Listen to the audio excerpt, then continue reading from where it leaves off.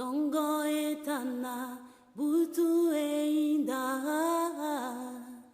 Kembo na zambe etondi mokili Zambe bolingo zambe nanguya Bikera mubiso tokumisa yawe Katine sengo katina mpasi Tobelela Yahweh, abongi na nkembo. Hey Yahweh, kumama. Hey Yahweh, kumama. Hey Yahweh, kumama. Hey Yahweh, kumama. Batuna kangai wapinza mbela yo asala kilola asali mokili molimo na nzambe katia motema nanga. Just before dawn, on May 13, 1862, Robert Smalls and a crew of fellow slaves, in the absence of his white captain and two mates, slipped a cotton steamer off the dock, picked his family members at a rendezvous point, then slowly navigated their way through the harbor.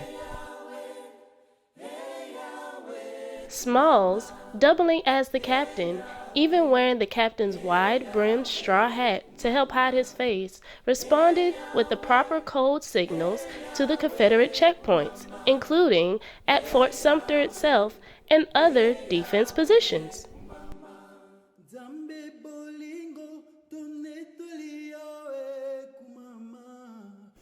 Cleared, Smalls sailed into the open seas. Once outside the Confederate waters, he had his crew raise a white flag and surrendered their ship to the blockading Union fleet.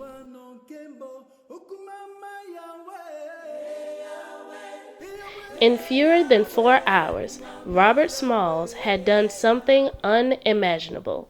In the midst of the Civil War, this black male slave had commandeered a heavily armed Confederate ship and delivered its 17 passengers, 9 men, 5 women, and 3 children, from slavery to freedom. Henry Louis Gates, Jr.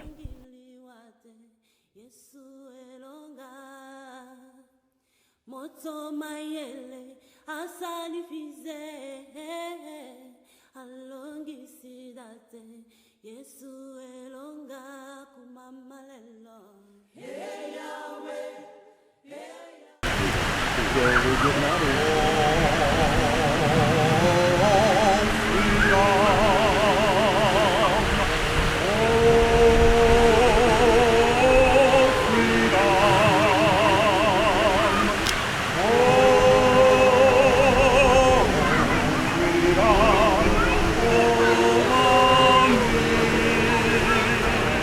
This weekend has been really powerful and valuable to me in a variety of different ways. As Robert Smalls' great-great-grandson, of course, any opportunity to talk about Robert, to share about him, his legacy with others, is great. These kinds of weekends are always also special because it brings together family, other family and friends, and so it's great, and the fact that we're doing this not only on the 150th anniversary, but that as I've mentioned throughout, is really the 150th anniversary of our personal Independence Day, of the day that Robert Smalls commandeered the planner, won his freedom of his family, and that's something that I celebrate as well. We, our family, of course, we celebrate the 4th of July along with the rest of the country, but in a very real sense, May 13th is our Independence Day. The weekend started off great. There was actually a book signing at Liberty Square, the little book that the National Parks did, which is a great little fact-filled piece that's really affordable and that I recommend to everyone.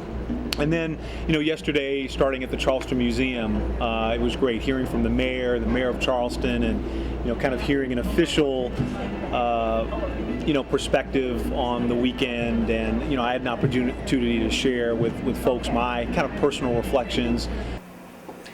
It is the archaeology of history, because this history, for so many reasons we can understand, wasn't presented, wasn't celebrated, wasn't studied, wasn't unearthed to bring forward. We all know that the study of history helps us understand the past and helps us create the future. And in America, the study of African American history helps us understand who we are as a people and who built America and where we can and must go.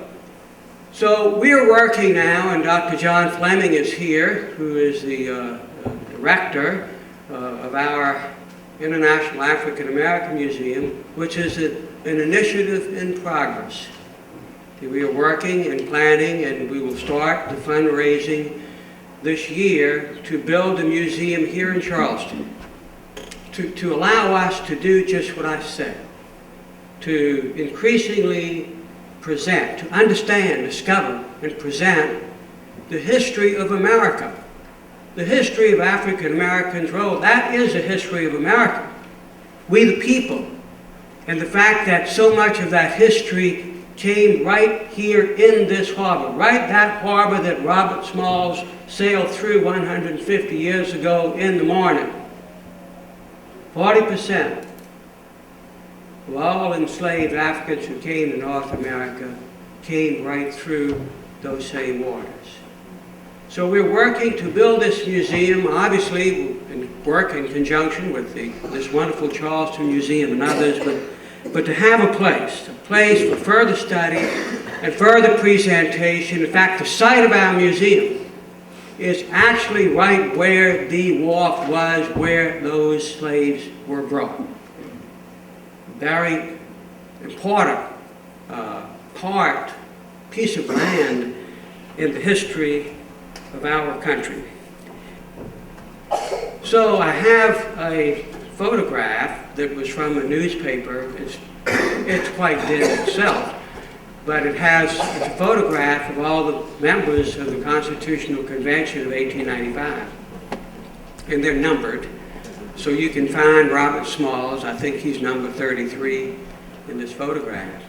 And then in another part of the photograph is Joseph Oliver, the young man who died a year later, who would have been my father's uncle.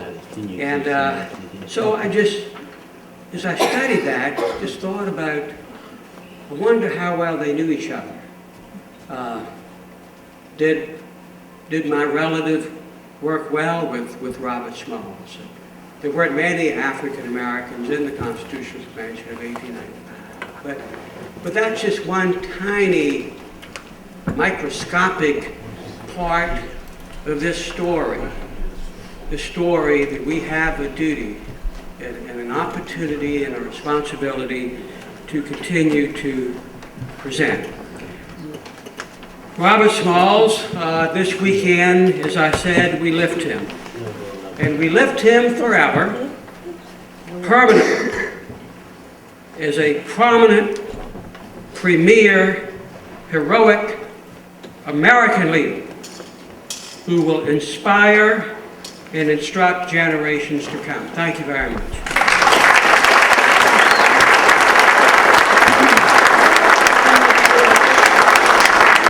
And that's always fun. And so from there on, it's been great. I mean, today, we got more into some of the facts. We heard, actually starting last night, with the panel discussion with a number of noted historians that talked about different aspects of Robert's life, kind of pre-war, kind of his growth and development, talking about taking of the planter and all the details and the nuances of history around that, and then his political career after the war.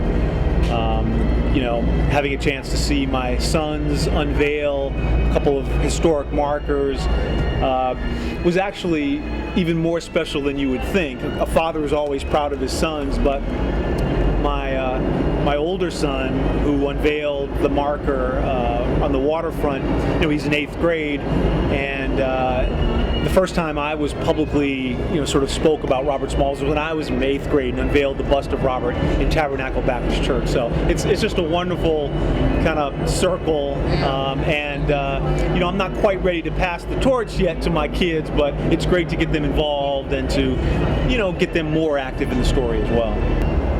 Well, again, I think one of the things that I'm most proud about Robert Smalls is his commitment to education. And I think for him, that started because he had been prevented from having an education.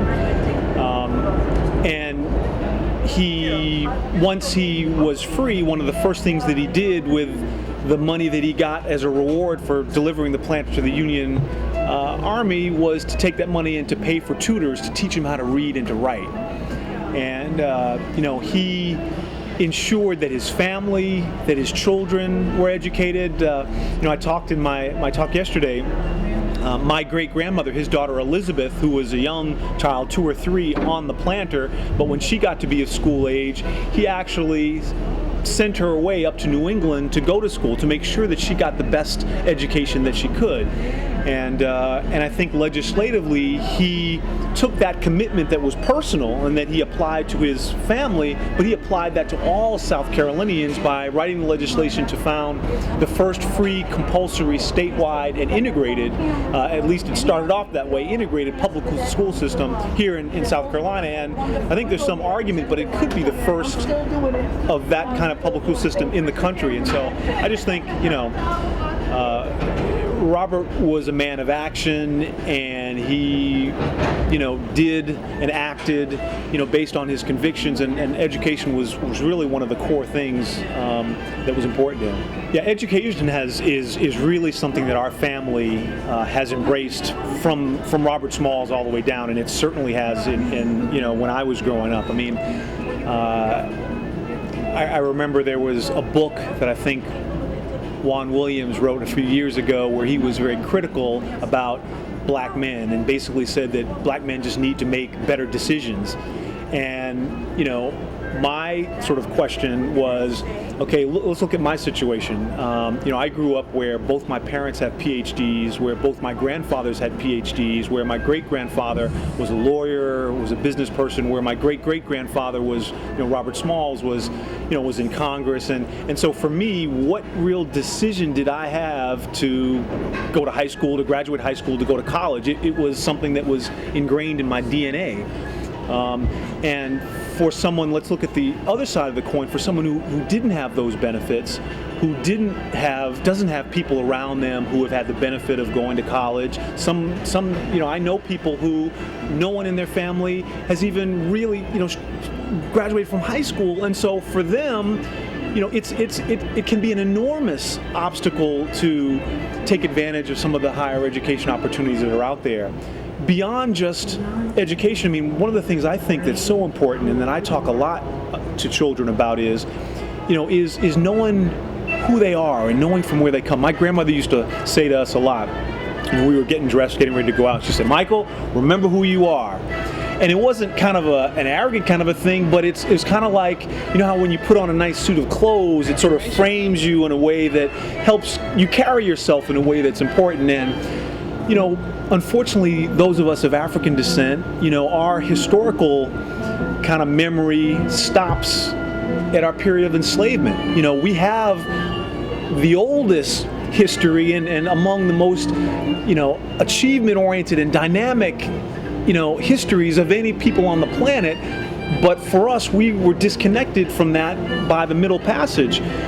And so therefore, I think it's critically important that we do talk about the history that we are connected to on these shores. And so that's why I think stories like Robert Smalls can be so important, because Robert, he was enslaved. He was considered by society to be a beast of burden without the ability to think or reason or anything else. And he showed America what he can do.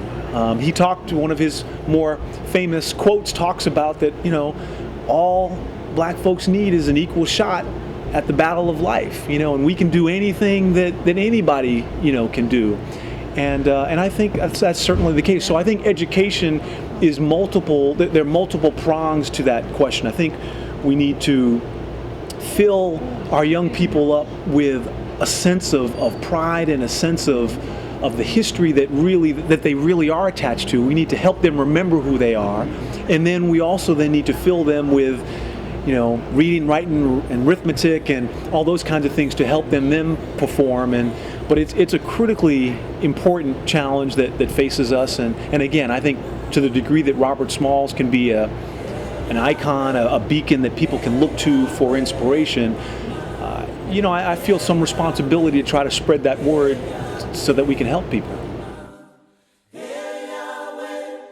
This has been a presentation of the Lincoln Regional Center for Cultural Exchange and Socioeconomic Development, as a part of our community support initiative for the St. James Santee Elementary and Middle School.